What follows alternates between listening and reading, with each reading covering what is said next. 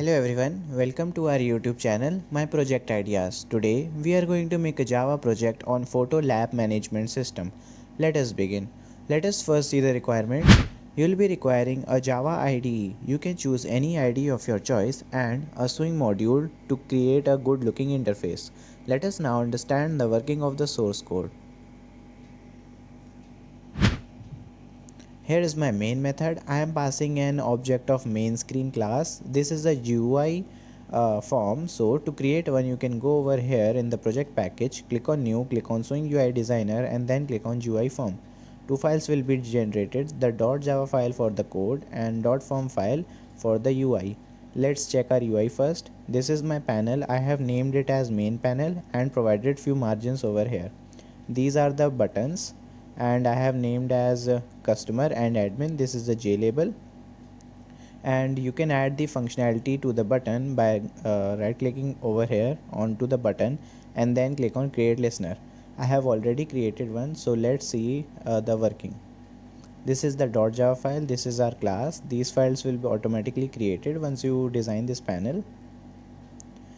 So I have created an object of JFrame class and named it as mainf, and this is my constructor. Here you need to pass these lines so that whenever you create an object of main screen class, like I am creating one over here in the main method, so this particular form pops up on the screen on running the main method. Okay, so this particular line is for exiting the application. So in similar way, this form appears, comes with these three buttons over here, exactly like this: the minimize, maximize, and the cross button. So the cross button exits the application. This set contain pane require this method requires a JPanel, so provide your panel to this method. And set location relative to, I have set this to null so that the this frame appears at the center of the screen, and set visible is set to true. This is my listener, the customer button over here. Okay, what I have provided the functionalities, I am just creating an object of customer class, and over here in the admin button I am creating an object of admin class. These two classes are also GUI form, so you can similarly create from here. Okay, from the project package. Let's see our customer.java file and the customer.form file. This is the .form file. So what I have provided here is these are the buttons. This is the J table, and do not forget to add the J table under the J scroll pane. This is my label and panel. This panel is named as customer panel, and in similar way I have provided some margins over here. This is also a button. These are the buttons. This is the J label. These are the text fields, and this is a J combo box. So let's move on to the Java file. This is the customer class, and similarly for popping up this particular frame, whenever this customer.java the object of customer is created. Okay, so for that you need to add the same lines in the constructor in similar way that I have added in the main screen form. Okay, so let's add the functionalities to the button. So this is the select image button. So right click on this, then click on create listener. Okay, I have already created one, so let's see the working. This is the select image button. So what I'm doing here is this particular line, what it does, that it pops up a menu on the screen. So, and it consists of all the files that are available in the system. Okay, so you can select a particular file from that. This particular line is for the filter. So so that you can only choose the file that consists of you can only see the file that is of the extension JPG or PNG. Okay, and over here this show save dialog is set to null, and what it does, it returns an integer, and we are storing it in this variable. It is for checking if the file is selected or not. If it's selected, this is the task we need to do, and if it is not, we can add an else statement over here, and then pop up a message that file not selected. Okay, so if file is selected, this jfile chooser provides this option of dot approve option, so that you can compare it with your integer value, and if it's true, then these set of lines, these set of codes needs to run. Okay, so let's see. First we are this is the file chooser over here. So if this file chooser uh, contains the file which we have chosen, so the file chooser dot get selected file, we take the file and store it in the file type. This is the variable selected image. This image will be present over in this variable, and then we are extracting the path from the file and then storing it in this path. uh, what is this text field over here? This text field is named as path. This is the quantity text field, and this is the name. Okay, so we are setting the path to this, and then image dot set icon. This img over here is the j label, which is uh, over here, and I have named as img. There is not no data in it, so it is looking this way. Okay, so image dot img, which is the name, dot set icon. Okay, we are providing the image over here, okay, which we have selected. So resize image, this is a method which I have created, okay, over here, and we are passing our path to it. So it this method requires a string. Okay, we are now providing the string over here, the image icon, the path, whatever the path of the image is, and then storing it in this image icon. Then we need to design this image. Okay, it can be of any size, so we have to first design it. Okay, so for that you need to convert it in this type, image type, and then you can call this method get scaled instance, and then you can provide the height and width, and this is the another property to scale the image dot scale smooth, and then we are returning the new object of image icon. Okay, and this set icon requires an image icon, so we are providing this image icon over here. Okay, so on selecting the file which is of type jpg or png, over here the path appears, and over here the image appears. Okay, let's check our functionality for this button, order now button. This is the order now button. So what we are doing here is checking if the fields are null or not. Okay, if it's null, then a message will be popped up, please fill all records for all fields to order. Okay, and if it's not null, so this set of code should run. So we are extracting the file from the path. Okay, so over here I have placed the path over here, so we are extracting that path dot get text and storing it in a file, and this file will be of input stream. So we are providing this file over here, and then what we are doing that we need to store it in the database. So this query is run insert into photo lab. This is the name of the table, and these are the attributes which I have provided to the table, and this is the syntax which we need to follow if we are working with prepared statement. Okay, so similarly, the build the connection, pass your url, the username and the password, and we are running this query with the prepared statement. Okay, so we are setting the names, setting the attributes fields. So the name we are extracting from the text field.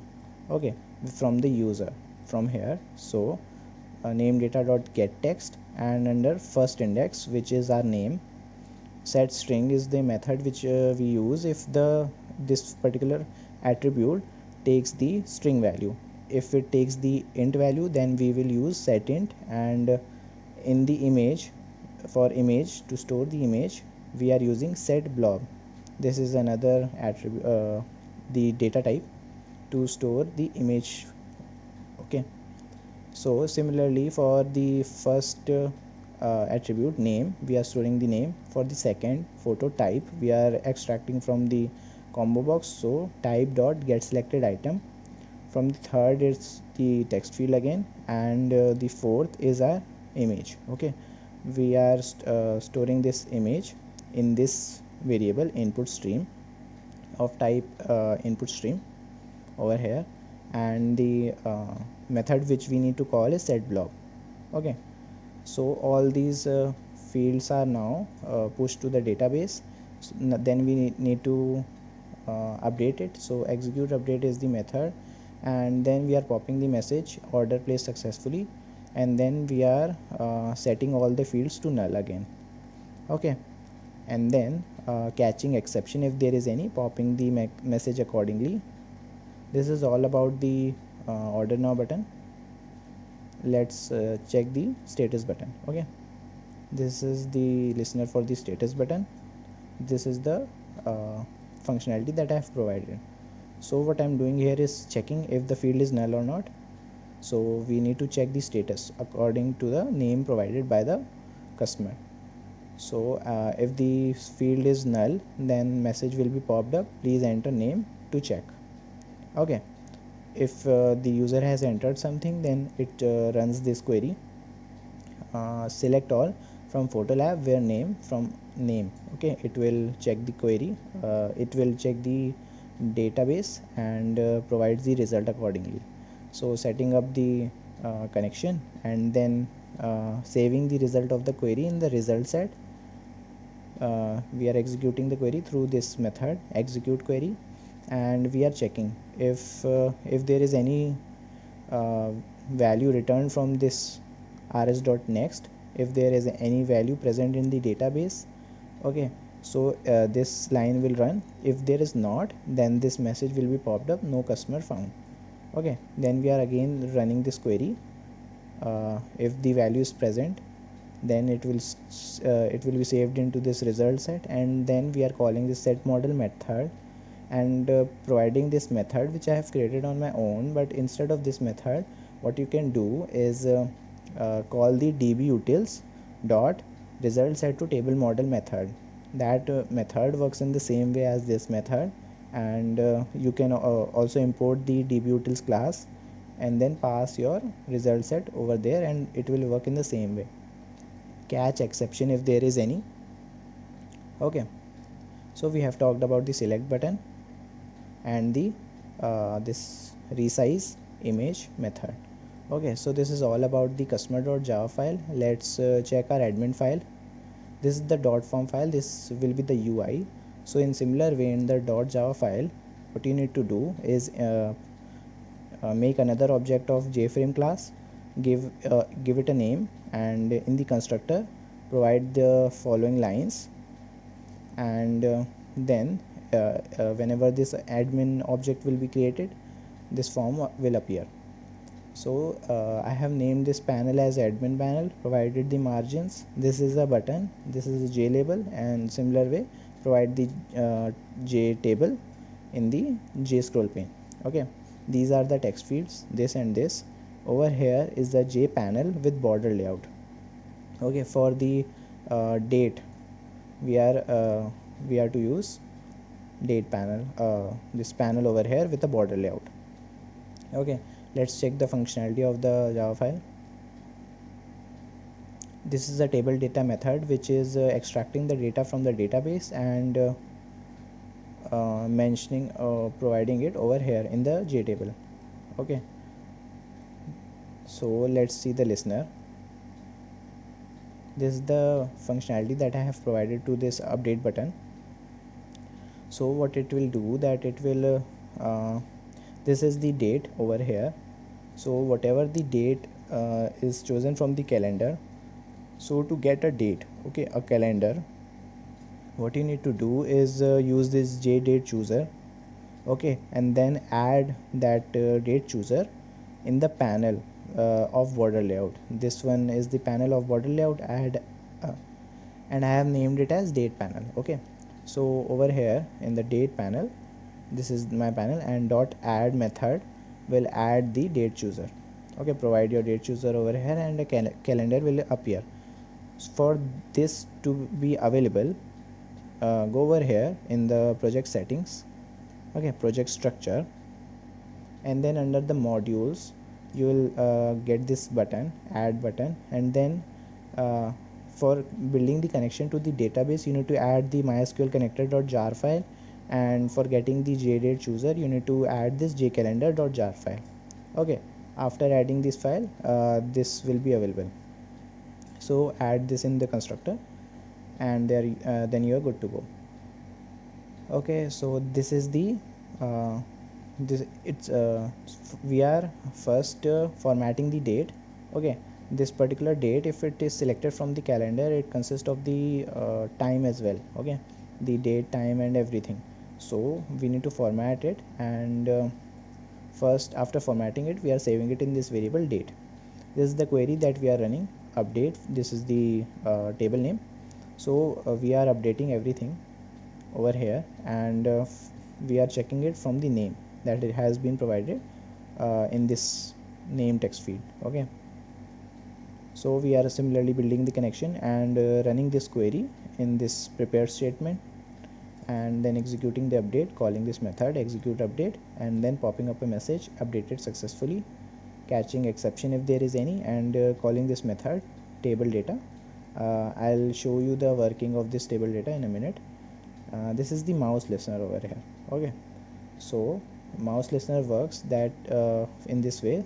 Yeah, you can add one first from here in the table, right click on that and go to create listener and click on mouse listener. Okay, mouse listener will be generated. What we require is the uh, two sets of data, which is the row index and the column index. Okay, so from providing that you can extract any particular value from the table. So what we are doing here is getting the model.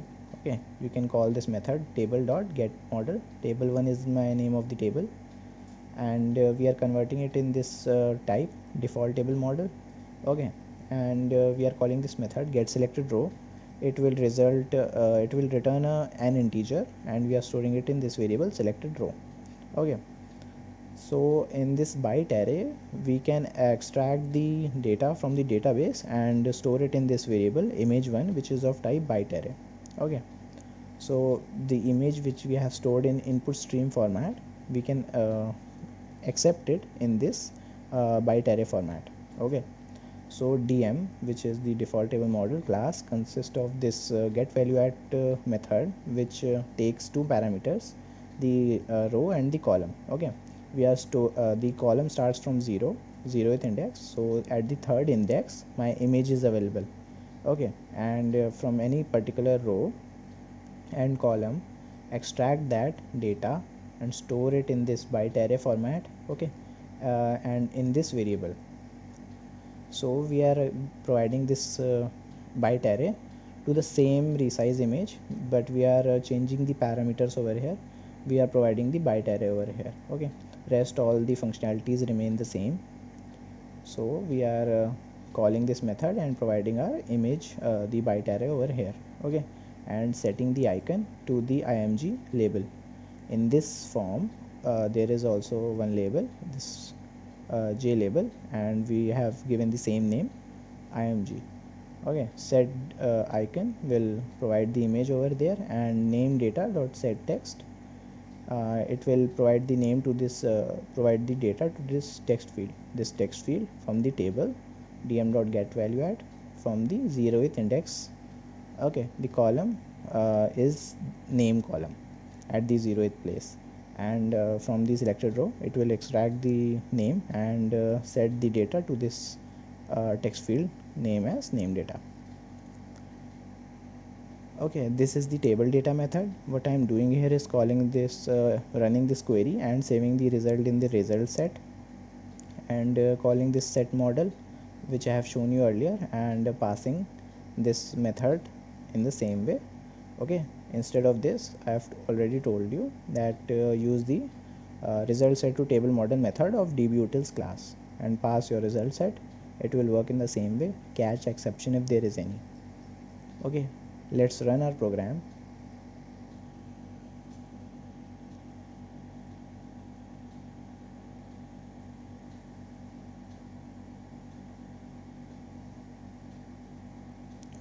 Okay, this is the front page, our first frame.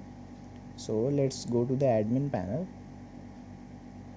Okay, here is the details. I have already entered one, so you can see over here. So on clicking it, this listener works. Okay, so in similar way you can go over to the customer panel. This is my customer panel, and if you need to check anything, in similar way you can pass this name over here. Since I have already uh, provided something into the database, so you can check it, check the status, you can check your status. Okay, this is the name, this was the photo type which was selected, the passport size. I have selected the quantity as 4 and the image which you can see in the admin panel, and this is the collected by date. Okay, and this is the total amount which was set by the admin. Okay, over here, this sorry, one second, this is the admin panel. So you can also update the record. For example, we can update the collect by date. Let's change this to, let's say, 11, and the total amount to 50. Okay, okay, it has been changed over here, and you can see the total amount has also changed. So this is working. This was it. I hope you understood the working of the code. Thanks for watching. Subscribe to our channel for more interesting project ideas.